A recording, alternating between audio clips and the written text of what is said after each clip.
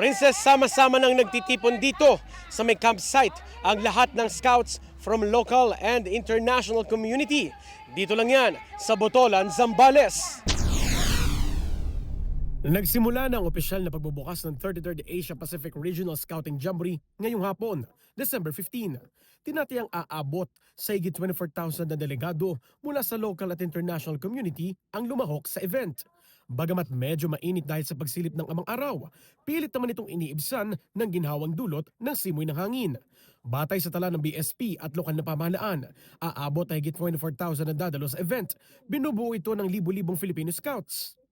Kabilang ang daan-daang foreign delegates mula sa Southeast Asia. Mayroong ding mula sa Middle East at iba't ibang bahagi ng Asia. Mayroong ding delegado mula sa USA, Poland at Kuwait. Binigyan din naman ni Zambales 2nd District Representative Doris Nanay Bing Manikiz ang kahalagahan ng scouting. Especially para sa tourism ng province namin. May papakita kung ano ang meron sa Zambales, no? Makikilala sa buong Pilipinas yung ganda ng aming lugar, ang aming kultura, at pati na rin siyempre yung pagkakaisa ng mga namumuno sa aming lalawigan. At pangalawa, sa mga youth, ito ay napakagandang training, no?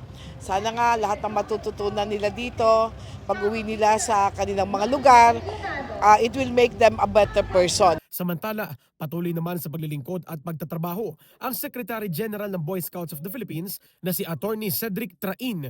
Batid niya ang pagkakaisa at paghubog sa mga susunod na lider ng bayan.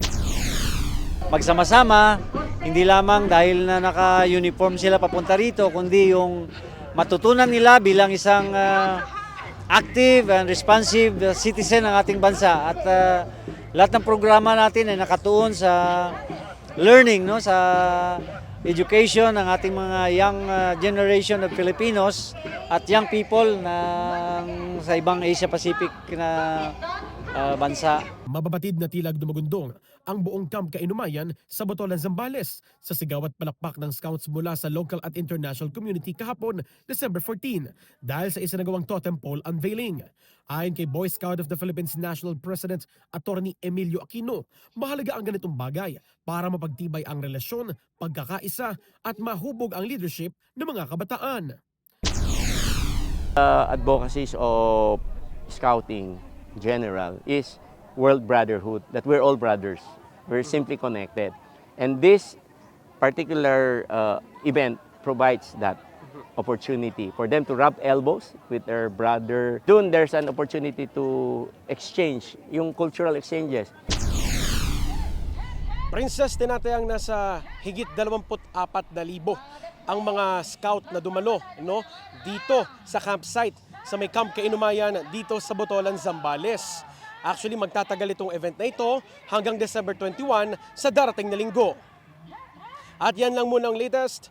Para sa totoong balita sa Bagong Pilipinas, Simon Ong, Congress News.